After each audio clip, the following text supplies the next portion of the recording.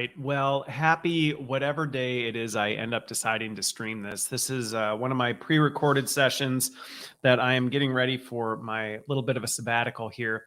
And this episode I am putting together. I don't know whether it's going to end up being a single really long episode or whether I'll end up chopping it into two, just as a heads up. So you'll know by the time this happens because you'll see a second one scheduled. But the topic is about landing your next job in L&D. And the reason that I am taking the time to set this aside and organize it is that just with what's going on in the economy right now, the economic instability, and I just continue hearing stories from people I know and people I encounter who are going through either a potential job loss or they are wondering if they are going to be facing job loss, or they may just be in a situation where there's just so much instability where they are. They're not quite sure if they want to stick it out and they're considering making that next move. So what I thought I would do is just put together some of my thoughts and insights on what that looks like. And I'm coming at it from a couple of different angles. So first of all, I'm going to be sharing some of my own personal experience in job seeking and that whole process. So what has it been like for me and some of my experiences and lessons learned as a job seeker, but also some of the insights that I have. Well, I guess I'm coming at it threefold, because the second one would be I am in a lot of circles with other HR leaders who may not be over L&D, but other parts. And so I have these encounters with kind of how do the systems work, things that really we should know. I've had some really good mentors who are in the talent acquisition space who have shared a lot of wisdom with me. So I'll share some of that perspective. And then I'll also be coming at it from the lens of a hiring manager as a leader in L&D who is regularly evaluating and assessing talent and has hired a number of people over the years. Now, the big warning or subtext or the language that I'll put around this is, please keep in mind that this is from the point of view of Christopher Lynn. I am in no way, shape, or form saying what I have to say is the absolute best answer to everything or best recommendation, or that I don't ever want anybody to come back to me and go, well, I did what you said and it didn't work for me.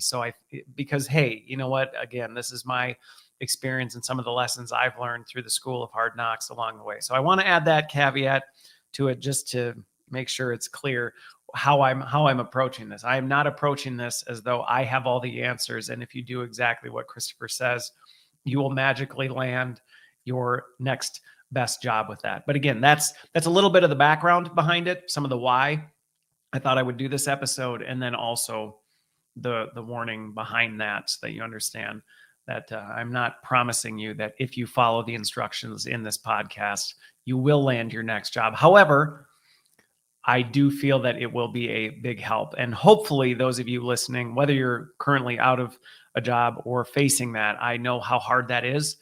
I've been through that personally. I know how very hard that is. So I want to make sure I am conveying with all sincerity that my heart goes out to you right now. I know this is a very stressful time and it can be very challenging, not only just wondering what's next, but also just on your own self-worth and evaluating your identity. And it just brings a lot of things out. So my encouragement to you to hang in there, that there will be something on the other side, and just stick with it. But hopefully what I share will hopefully help you get through this difficult time. But this is I'm not a magic formula, but hopefully there are some magic ingredients that help you along the way. The other thing that I want to say that I sometimes see when it comes to hiring advice or career advice or things like this, when people are doing this, a lot of times I encounter stuff that doesn't highlight the fact that the reality is there's just a whole lot of hard work that goes into this, that it's not something that there is no magic hack or magic something that if you do it, you can just skip. At least I haven't found it. I have not encountered anything that magically I wave my wand, and if I just do these 3 secret steps, then I can skip over everything and land your next job. Now, I know there are seasons where that can happen and things can move quickly. And certainly there are times where the stars all line up and things move quickly. But in general, my experience has been there is a lot of hard work that goes into this. And there's a lot of disappointment and a lot of effort that feels like it's wasted effort. And what I would say to those of you who may be in this situation, or even those of you who are maybe considering it, is instead of looking at all that hard work as wasted effort, I would encourage you to look at it as an opportunity for your development. Sometimes I talk to people and they're frustrated because they feel like they've put a lot of time into interviewing only to not get the jobs. And what I encourage them in that is to say, hey, use that as an opportunity to say, how am I getting better at interviewing? Don't keep, if you're just going into interview after interview doing the exact same thing you did before, that might be part of the problem. And so how do you then look at that and say, okay, how can I use this as a development opportunity? So that's a little bit of the intro that I want to share there. And then I'm going to break this down into essentially 5 chunks that I'm going to structure this by. And I will timestamp this in the live replay so you can go back. Whether I get to all 5 of these or 4 of these, I think, in this time, we'll see. I'll keep an eye on the clock. And if it gets too long, then I'll just chop it up. But the first one is the whole skill building and staying relevant. I think that's an important part of the job piece that I want to get into. And I've got a fair amount of stuff that I'll talk about that and just share perspective and reflections on that. So the skill building and staying relevant in the field, in the industry. The second one I'll tackle is networking and how to use that in your job search, how to do it well. Some of the lessons that I've learned over the years in terms of actual networking. Then I'm going to jump into the actually standing out in the application game. And that is, to me, that's one of the most grueling parts, is when you feel like you're just doing application after application after application, and it just seems to go into the ether. And some of my experiences and some of the lessons I've learned and some of the things that people have done that have really stood out to me in that. So that's the third one. And then the last one is the actual interviewing piece. Now, I was going to continue on and get into the job offer, the whole negotiation side of things, and then starting with success. But I think I'll actually leave that, because to me, that's when you land the job. You land the job, you get the offer. That's the beyond. So this whole first section is just going to be on the leading up to actually landing the job and what you can do for that. So let's start with the skill building, staying relevant, and some of the top things that I end up discussing with folks when they're talking about looking for a new job, or they're out of work and they're trying to land something, or they're considering the next thing. And one of the questions that comes up a fair amount is formal certifications and education. And I get this whether people are actually out of work and looking for a job, or just in general. I get asked a lot. And there was a question I had a lot earlier in my career is, should I pursue a formal certification like a CPLP, or should I do PMP or something like that? Do I go back and get my master's degree? Things like that. Here's Christopher Lynn's take on this whole topic. I always encourage people, when they say they want to consider this, what is your ultimate goal in pursuing this? Because I often have seen people go down this path with the goal of, well, by getting this, I'm going to increase my marketability. I'm going to improve my chances of landing my next job. And I personally get a little leery when I hear people say that's why they want to do this. Now, is there still some stake in, do certain certifications in some circles hold certain credibility, and does having a master's degree with certain people carry more weight than somebody who doesn't? Yes. And what I've seen and personally have experienced is that the folks who do really well, these formal certifications are not really the differentiator in them. The folks that I've seen be really successful and have moved forward and have taken on bigger things, or have landed the job that they really were seeking, they didn't do it by going out and checking a box and ending up with another 3-letter acronym at the end of their name on LinkedIn. Now, that's not to say don't do it. I would be a hypocrite if I did. I pursued a graduate degree. I have my master's and bachelor's in education. So for me to say don't do it, you don't need to, nobody needs a college, I wouldn't say that's necessarily the case. I did it because for me, it was more of a personal goal that I wanted to do. It was something that I aspired to. I also saw it as an opportunity for me to build connections with other folks in the field. So it was more of a holistic approach to the degree than it was, I'm going to go do this. I'm going to rush through and check all the boxes. And then at the end, I'm going to have this nice little certificate that I think is going to get me a better job. Quite frankly, my master's degree has, in my experience, done little to nothing from a career trajectory standpoint. Nobody has ever said, wow, you seem so much more capable of doing this job because you have a master's degree. Now, am I glad I did it? Yes. Do I look back at that and say, I wish I hadn't gone to the effort of going through that because it was a lot of work? It was really stressful. I have debated whether I would go on and do my PhD. But again, it's one of those, would I ever discourage somebody from doing it? Only if I felt like you're doing it because you think the sheer act of completing the certification or getting this degree is going to be what ultimately lands you that. Now, that's my take on this. I've had some folks who have had a lot of success with this and have ended up doing it. I think the biggest thing that I always encourage people when they're thinking about pursuing first of all, one, financially, is it going to put you in the lurch on this? Then you really should probably think deeply about whether that's the right thing to do, because are you going to automatically return that? That's where I have not seen that pay off. And again, I would just encourage those of you who may be feeling like, I just don't know that that's really I don't really have the desire to do that, but should I feel obligated to be successful in the field? To those of you who may be feeling that way, I would say by no means feel that a certification or a degree is preventing you from being successful in the field. I have seen lots of people be wildly successful in the field, and some of the greatest folks I know in our field are not certified, degreed, pedigreed, and all of these things. But it can be a worthwhile thing. One thing that I think I have seen it be really helpful for folks is if they did not come from a background in human development or psychology. I had the benefit of having an undergraduate degree in education where I had to do a lot of the prerequisites. I had to learn all of this stuff as part of my undergrad.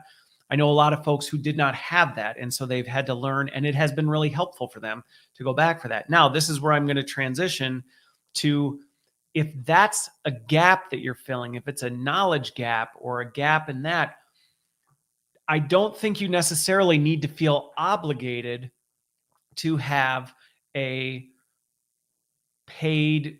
There's a lot of free resources and classes and courses out there. There are a lot of free resources, edX, Coursera. I mean, you name YouTube, even if you really just want to learn about human psychology or learning theory or some of the research behind it. There are a lot of ways that you can fill that knowledge gap. And honestly, even things like podcasts where you listen to people who are practitioners in the field dig into some of the nuance and the complexity of some of this.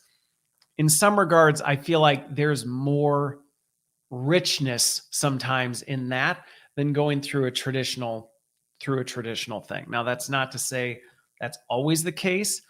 I think one of the differentiators that I would say, if you were considering a formal certification or something like that, is evaluating what kind of evidence does it have to show that I can actually showcase I have developed skill, not just, hey, I did a thing and I have a badge, but it actually has, and does it have a reputation in the industry for people who come out of this actually are more skilled in this?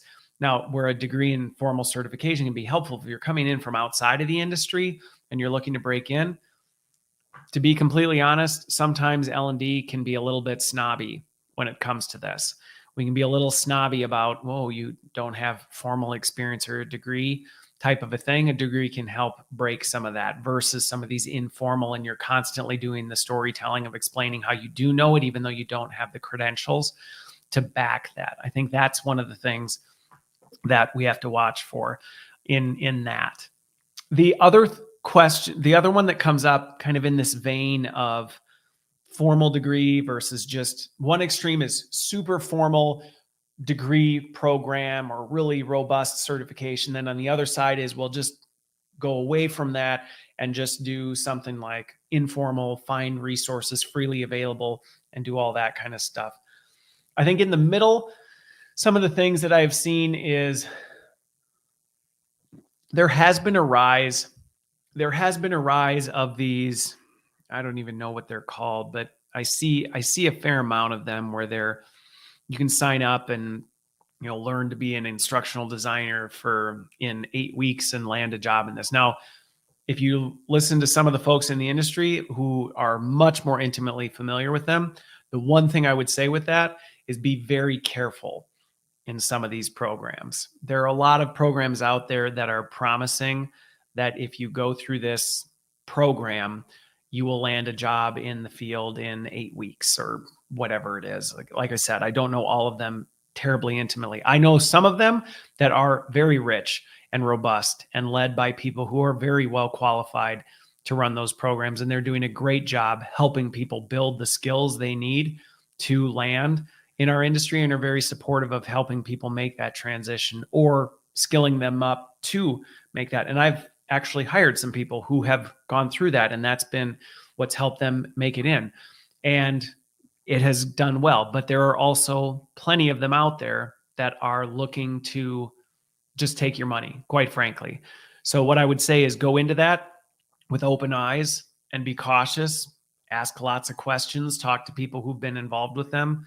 Anything that you're going to be paying money for that is looking to develop you or skill you or certify you in something in the field, just go in with open eyes and a curious mind and some real discernment on that to determine, is this something that is going to adequately prepare me and give me skills I don't have and a knowledge base I don't have that is truly going to translate into landing a new or better job in the field? Or is this just I want to take your money and teach you some basic tricks that you could have picked up on YouTube and then send you on your way type of a thing? So just be careful with that. So that's, to me, the spectrum that I see right now in terms of the traditional formal development, either one just completely off the rails, find it yourself, do it yourself type thing, resources, super formal, you go back, get your master's degree or undergrad if you really want to do an undergrad in education type of a thing. And then in the middle are these little boot camps or whatever they're calling themselves now type of a thing. And again, I have mixed feelings. I will say, I would encourage anybody, don't just take what I say on this one as that's what I'm going to do one way or the other, just given the fact that there is a lot of nuance to everyone's personal situations. And when I talk to people individually, a lot of times as I get to know their background, their skill set, what they're really trying to do, sometimes one of these paths makes more sense than others. So I think, if anything, the lesson you can take away from that is don't go into any of them without putting some real thought and discernment into the path and why are you doing it and what are you hoping to get out of it? Because I've seen no shortage of empty promises that don't deliver. I've also seen people who have really done well with that. So that may sound like a do it or don't do it, but hopefully that gives enough color behind my answers to help give some wisdom on how to think about it.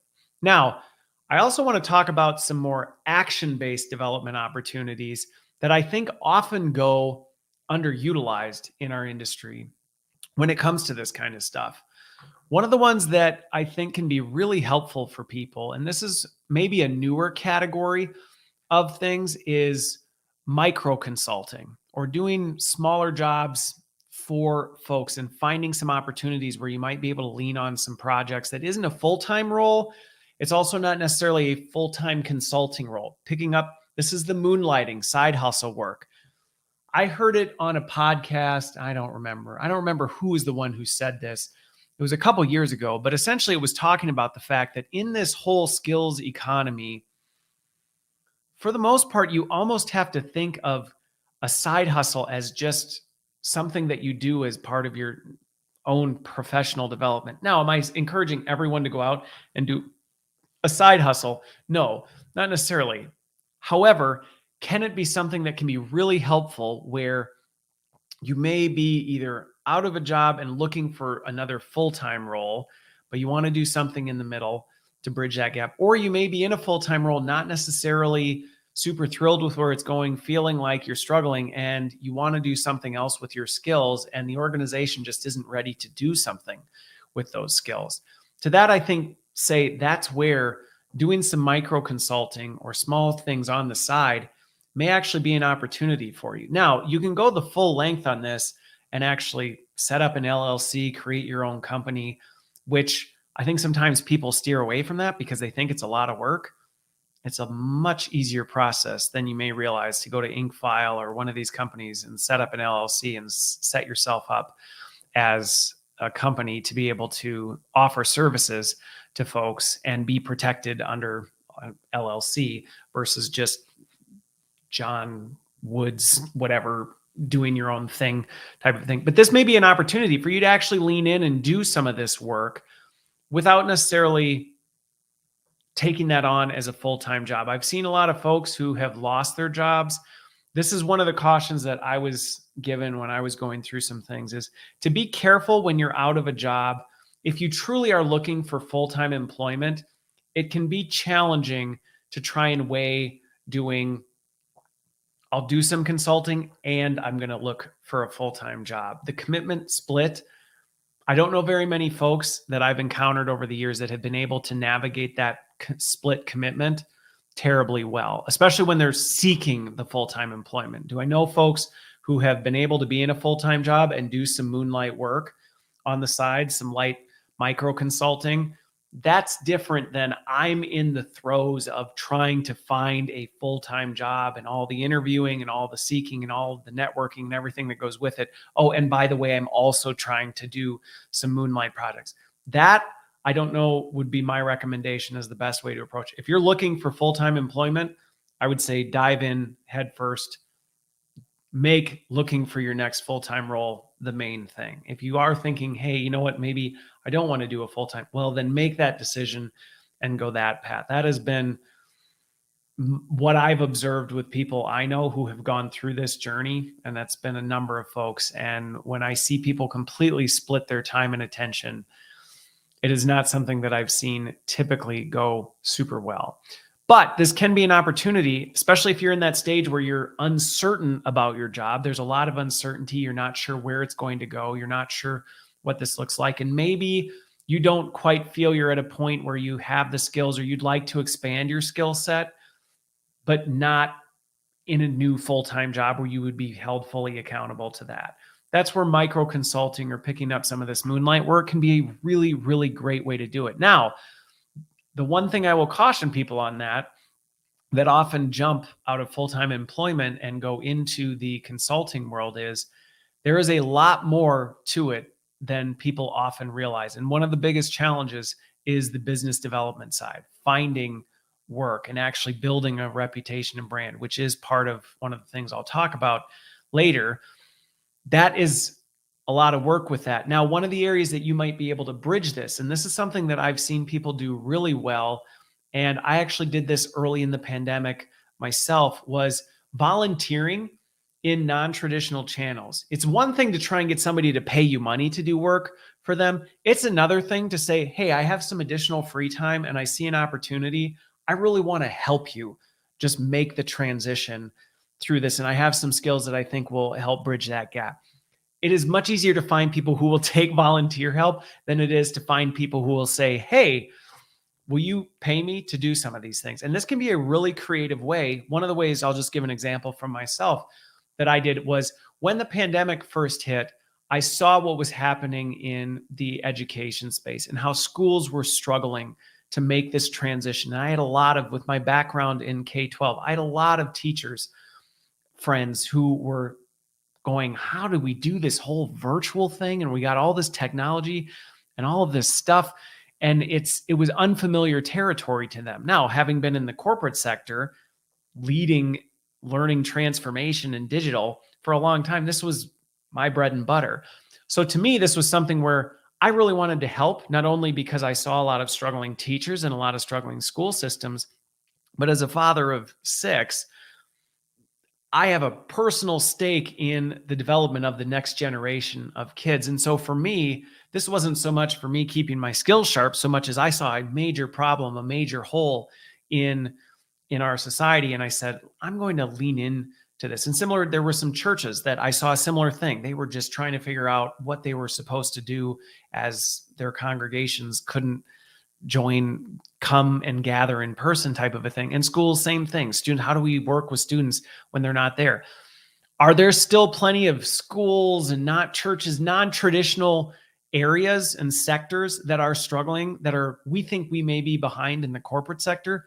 Trust me, there are lots of other areas that are still languishing with this whole transition through the pandemic, and how do we move digital, and how do we do some of these other things?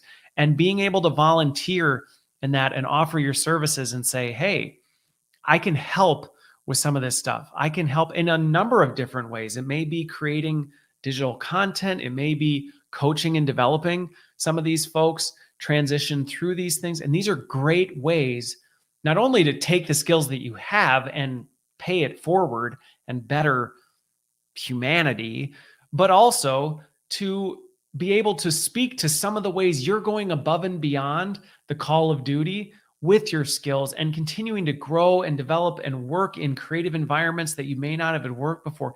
This gives you a lot of content in some ways to speak to when you're trying to highlight yourself and showcase what you bring to the table when it comes to seeking that job thing. Now, the one thing I will say with this one that I think is really important, I think there's a lot of pros to it in terms of it's much easier to get somebody to take volunteer versus asking them to pay you. So it's a great way to get started. It's a great way to lean in. There's a lot of opportunity to benefit humanity with this whole thing. At the same time, anybody who's doing this, I would caution you to be very careful, because this can also become all-consuming, and very quickly you can end up overcommitted to things that maybe you don't have the capacity to, or figuring out how do you transition out. So if you're going into this, just like you would with any consulting type project, you want to be really clear what you're signing up to do, and you're really practicing exercising strong boundaries. Because where I have seen this go south, and even some of the battles myself when I was doing this, when people were just grasping for air at the beginning of the pandemic, was somebody signing up to offer free service and help with something. There can be a tendency to, just like a drowning person, grab on and push them underwater. So you have to be prepared for that and know how, I'm using the lifeguard analogy with this, know how to put your arm around the neck and pull them to shore without letting them be able to pull you down under. And I think that's a really important thing, because I have seen some folks lean into this, and as a result, they end up overcommitted, and it's actually taking them away from being able to either do their job well. Now they're putting their current job at risk instead of just helping on the side, doing things like this. It suddenly becomes an overcommitment, and now they're sacrificing in areas they don't mean to. Or if they're out of work, it's actually preventing them from being able to focus their attention on landing that next job. So that's the caution. That's the piece I would add to this, in terms of just be very careful if you go down this route. People will often love to take free service from people, but I've seen plenty of my friends in the consulting space say there is a very dangerous line you can walk with this, where pretty soon you can be taken advantage of. So again, just like with some of these other things like the boot camps or even a certification or credential, you need to go into this exercising a fair amount of discernment and be shrewd in how you approach it, but generous at the same time. So I think that's the thing there. But again, another great opportunity for you to be active. The last thing you want to do if you're out of work is be stagnant. That is the absolute last thing that you want to do, is be stagnant. So anything you can be doing to keep you relevant, current, active is going to be helpful, not only for your own well-being, but also for you being competitive in the job market. So there's actually a twofold benefit to that.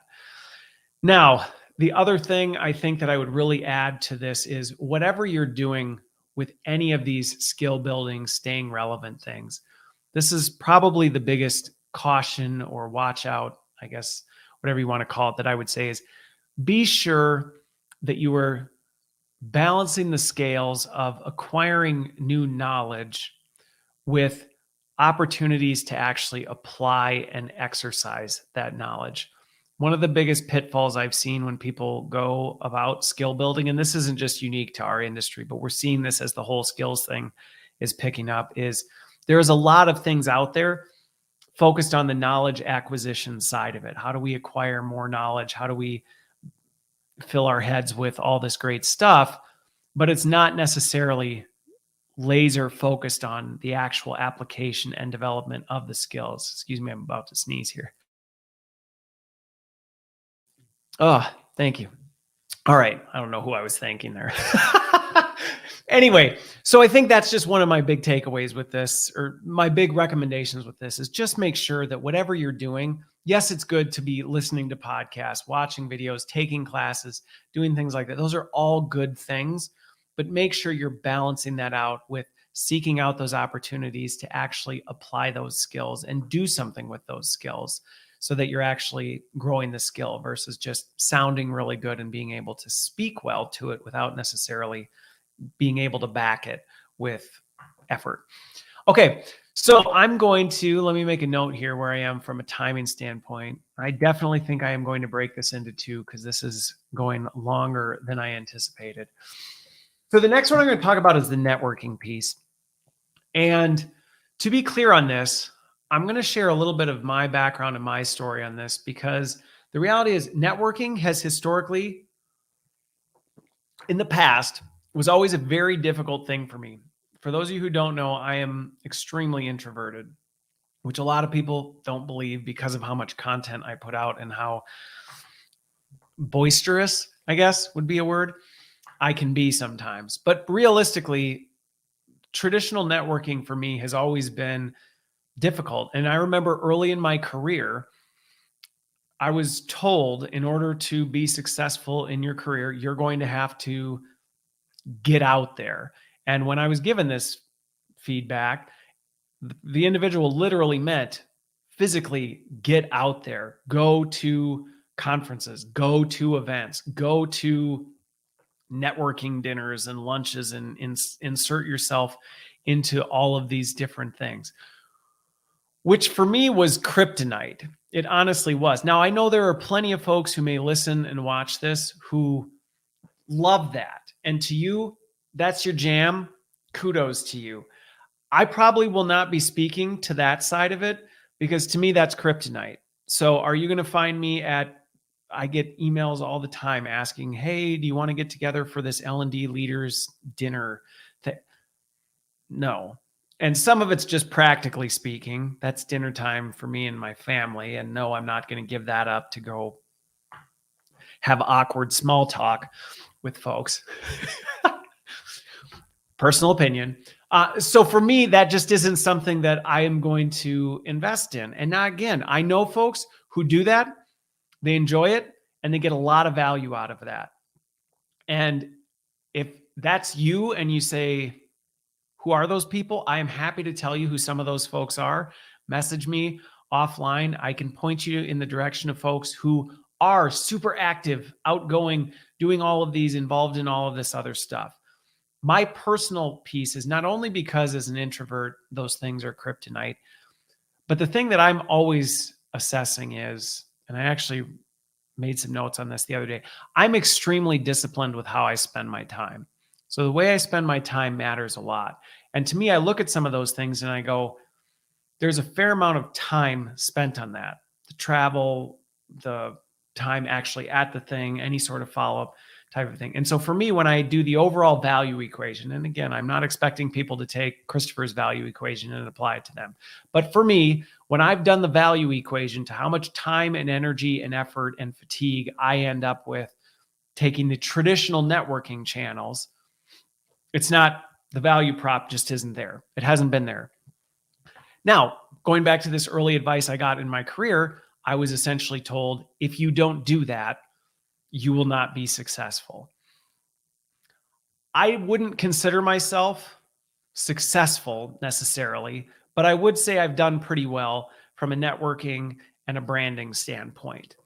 And so I have not leaned into the traditional methods. So what I would say to people is, even if you are the one who loves doing that stuff, What I would caution you about is be careful that you don't believe the lie. It's a lie, in my opinion, that you have to do those things in order to be successful. You have to network through traditional channels and in traditional ways in order to be successful. That was the feedback I was given early in my career.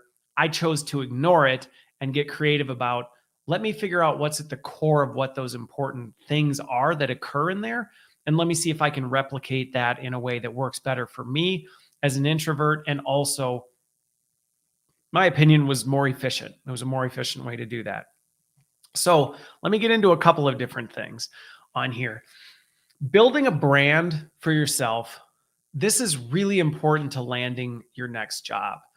And that may sound overwhelming hearing me say that, because you may look, let's say, at my LinkedIn and go, good grief, I just cannot imagine a world generating or creating that much content. That is not what I'm talking about. I don't think everyone needs to have a live stream. I've heard feedback, you have to have a podcast for your personal brand. You don't have to have a podcast for your personal brand. Should you be putting effort and discipline into building some sort of brand for yourself? My answer to that would be absolutely. If you are not putting in effort into your personal brand, you need to be. Now, this is good advice for folks, whether you currently are out of a job or considering looking for a new job or not.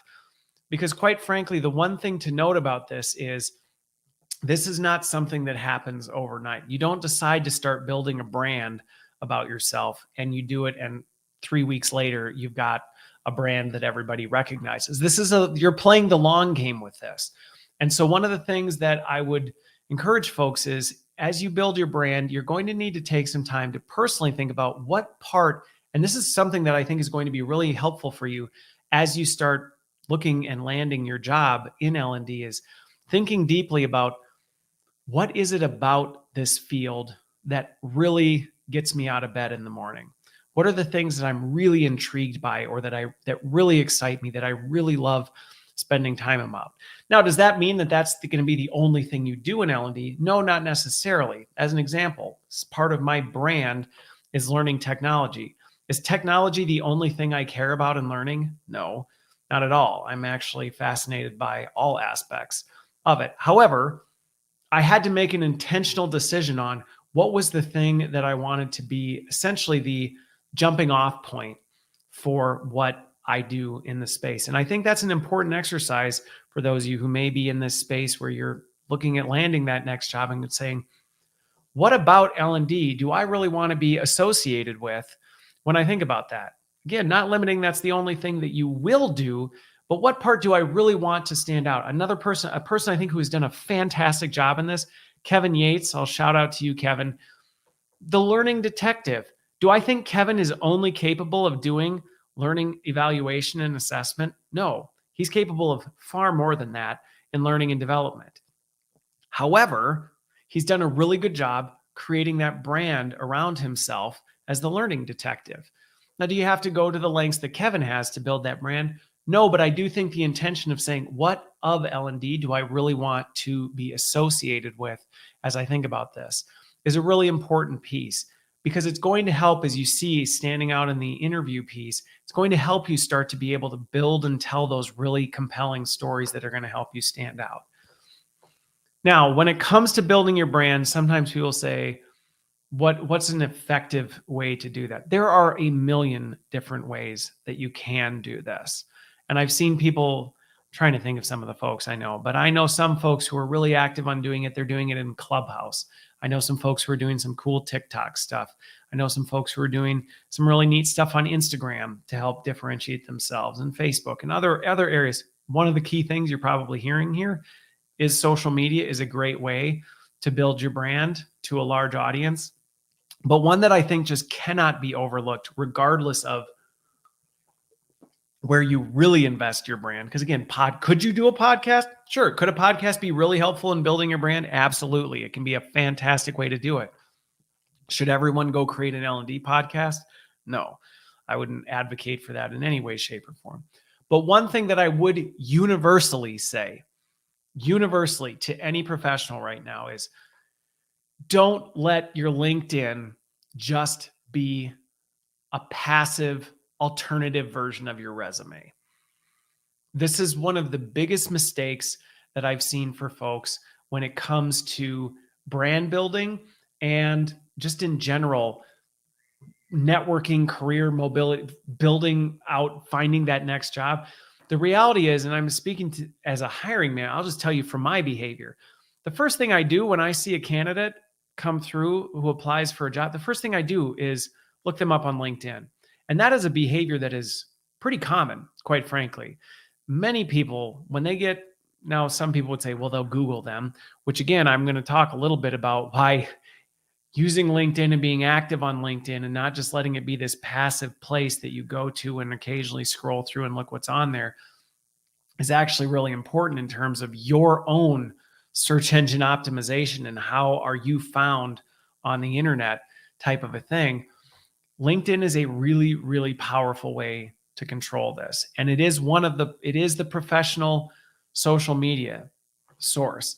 And so if your LinkedIn is either you don't have one or you haven't been out there forever, and so you're not active at all, to me, you are missing a huge opportunity to not only build your brand, but also be able to show people who you are outside of what a piece of paper says about you. No matter how well crafted your LinkedIn is, or no matter how well crafted your resume is, it doesn't necessarily give people a whole lot of insight to what's going on between your ears and the way you think about things, the positions you take on things, how you think critically about different things. And LinkedIn is a really fantastic place for you to be able to do that and not just copy your resume and put it out there. Should you do that? I mean, not necessarily just copy your resume, but should part of your resume showing your career history, should that be on LinkedIn? Yes. But should that be the only thing that's out there? I think you're missing a massive opportunity to do that. And again, this can sound overwhelming for people who may be more of the passive consumer of social media versus the active participant. I've coached a lot of people as they've gone through this and tried to figure out, how do I use LinkedIn then? Because I'm not a content creator. I'm not someone who's going to start generating selfie videos or doing all this. That feels overwhelming to me. And that may be where you get to, but that may not be where you start. Some of the things that just on a foundational level, I encourage people when it comes to using LinkedIn, don't be the person that either does nothing with it or only goes through and hits like on a bunch of stuff. Hitting like on a bunch of stuff, while yes, it will show up in your activity feed, doesn't really tell anyone much of anything about who you are as a professional and what you have to showcase. I think one of the earliest steps that people can take to help build a little bit of a brand, and actually this will dual with the networking piece as well, is put thoughtful comments on other people's content. See what other people are posting and reflect on what they had to say, come up with a really thoughtful response to what they have to say and share it. That is a really easy way to start showcasing the way you think and the way you work and how you position yourself in the space. And being able to do that, one, not only does it help, but it's actually going to start building relationships with you in the network. And I think that's a really important piece. And it makes it easy. Instead of feeling like I've got to come up with writing my own long form content or my own short form content, it's an easy way to start getting a feel for what is your voice? What is the voice you want to present out to the world?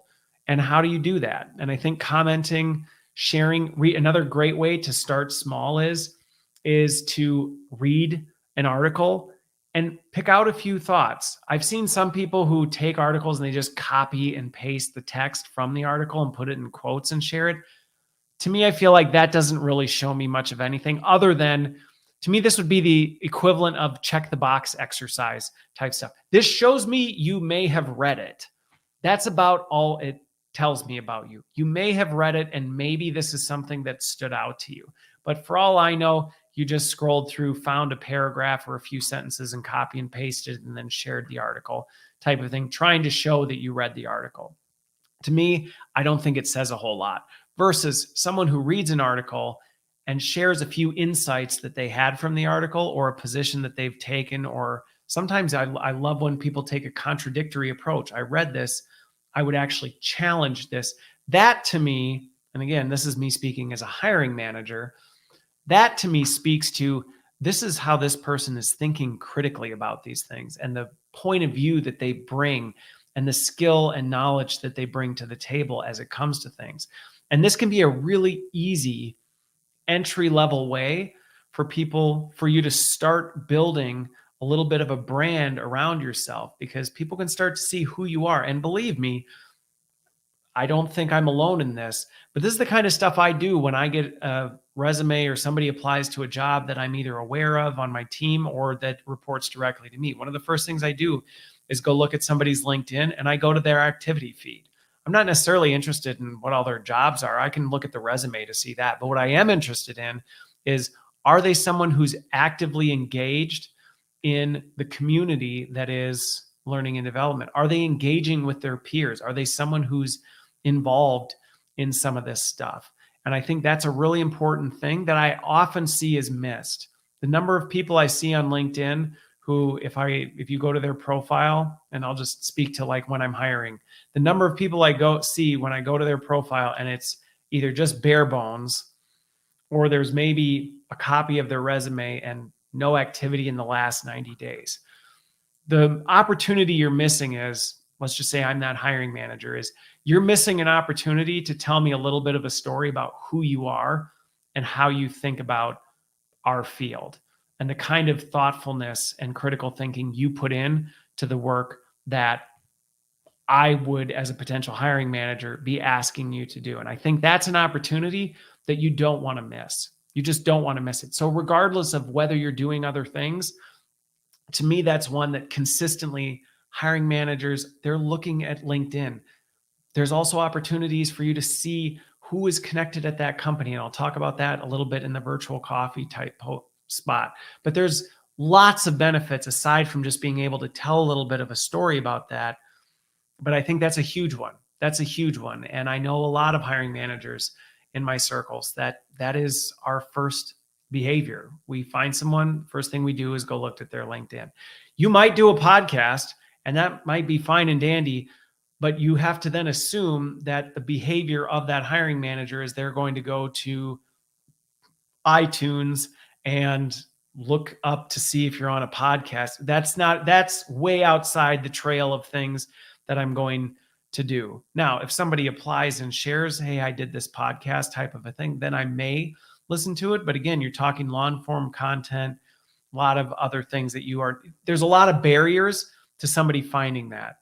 The story you can tell on LinkedIn is actually a very quick way. So again, if you're doing a podcast, if you do decide to do a podcast or you are doing other things, sharing it on LinkedIn is pretty much a well-guaranteed way to make sure that that information is going to get in front of a person who is considering you for a role, whether that be a recruiter, whether that be the hiring manager, whether it be other team people on the hiring team. It's a really powerful way to get in front of that. So I just want to put that out there because I do think building that brand, it's not just about this ego trip, building a brand around yourself. It's more so being able to tell a story about what you bring to the space through different channels. And I think that mindset shift is really important, because if you come across as an arrogant blowhard, that's not necessarily, at least if I was hiring you, if that's how you come across to me, you're going to immediately be checked off my list of candidates I'm going to consider. Okay, 3 other things, and then I am actually going to hit stop and I will record the other 2 as a separate one, is conferences. What's my take on conferences on this?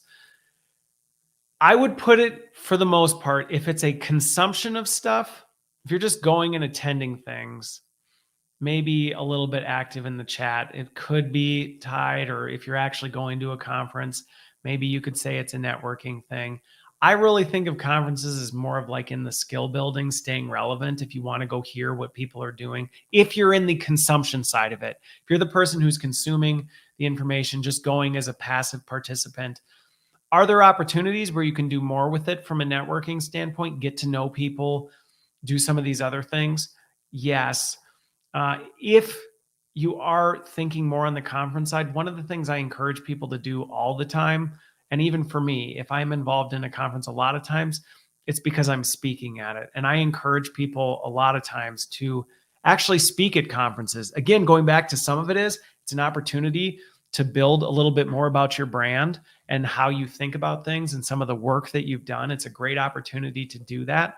Also, something you can share on LinkedIn that then tells a potential hiring manager, hey, I'm someone who is out here speaking on this. I have a point of view. I'm contributing to the industry. But also, and this was for me more as an introvert, if you're the person presenting, it's a whole lot easier for people to want to come up and engage with you versus feeling like you have to go try and engage with others. So I think that's one of the things when I talk about conferences. Personally, do I think there's a ton of value in spending a bunch of money and flying around and being a passive participant at these cool venues and doing that? I think there's personally other ways that you can accomplish some of that stuff, but I don't want to dismiss it as any sort of value, because I do know a lot of folks who get a lot of value out of it. I think it's what you do at that conference that's going to be the differentiator. If you're the person that just shows up, sits in the back, listens to a bunch of presentations, maybe says hi to a few people that you recognize, that you're familiar with, which I think that's another one of the misses. If you're only talking to people in your echo chamber, you're actually missing opportunities.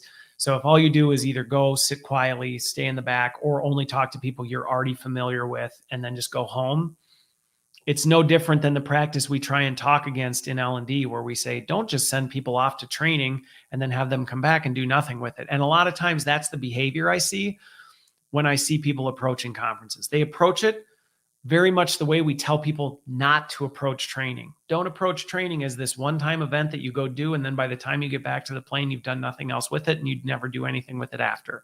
If conferences are your thing, I would encourage people, do as much as you can to actually be on the circuit and speak so that you can actually build more of your brand and build more connections with folks. But if that's not your jam, or maybe the public speaking thing isn't for you, at least maximize that time to build meaningful connections outside of the people that you regularly interact with, and follow up with those people afterwards. The number of people I know who see people, but they only talk to them at the conferences, I'm like, you are missing opportunities to stay connected to this. The other one that I'm going to talk about is the virtual coffees piece. This is one of the things that I would, going back to where I said, if there's one thing I would universally tell people, it's have a LinkedIn and be active on LinkedIn. Have a LinkedIn and be active on LinkedIn. It is a surefire way to at least get a brand around you communicated to potential hiring managers or people who would be considering you. That is a surefire. Another thing that I would just say universally, every single person who is looking at landing their next job in L&D or considering another move or whatever it is, my best advice is you need to be doing virtual coffees. It is the most inobtrusive. Is that a word? I don't know if that's a word. It is one of the easiest ways that you can connect with other people and get to know them at a meaningful level, actually engage with folks, and build a network of professionals who can help you be successful in the field without having to wait until the next conference and hope that the people you want to interact with are there. This can be a little bit scary for folks. And even for myself, I don't know that I ever really struggled with this one, even as an introvert. I grew up and was very much always grew up. My dad was always one who was like, what's the worst thing that happens if you ask? Someone says no. So I've always been someone who's thought, well, what the heck? What's the worst that happens? I'll ask and somebody's going to say no, or they're going to ignore me. But even if you're someone who's like, I don't know how comfortable I feel with this, this is something that I think everybody can do, because at this point, everybody can get there's a free meeting tool that you can find to set something up. Heck, LinkedIn now has its own built-in video conferencing tool. If you're not familiar, I'm not plugging LinkedIn just because, other than I think there's a lot of power to it that vastly goes underutilized, but it has a built-in video messaging tool so that if you actually want to do a virtual coffee with someone you connect with, you don't even have to have your own Zoom account or anything. You can do it right through there. Now, to me, do I think there's benefits to using an actual meeting tool so you can send a calendar invite and not have to worry about will they join and all this other stuff? Yes.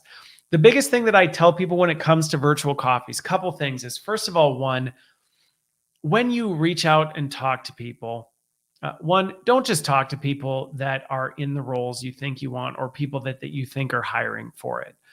Talk to people from other parts of the business, maybe potential roles that may be sister or brother roles to us, sales enablement, customer success. Try and use virtual coffees to get a broader perspective into where might I be able to get other career insights. Talk to people from other functions at companies you see yourself working at.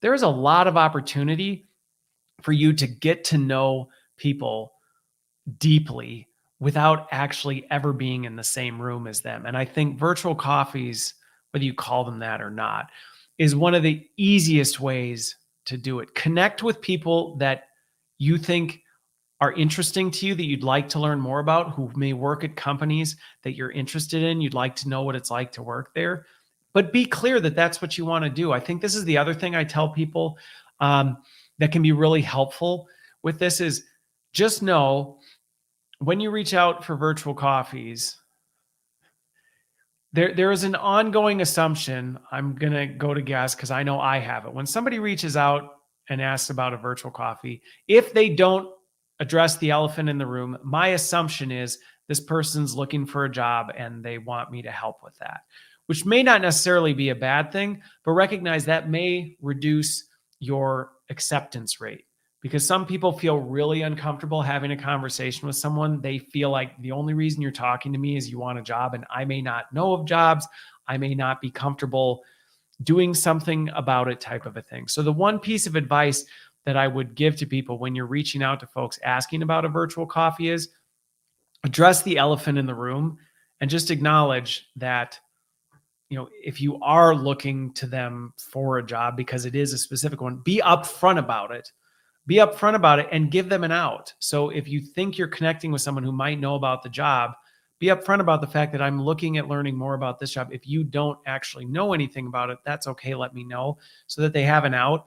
But I think the other thing is, and this is one of the things that I would encourage people to do this,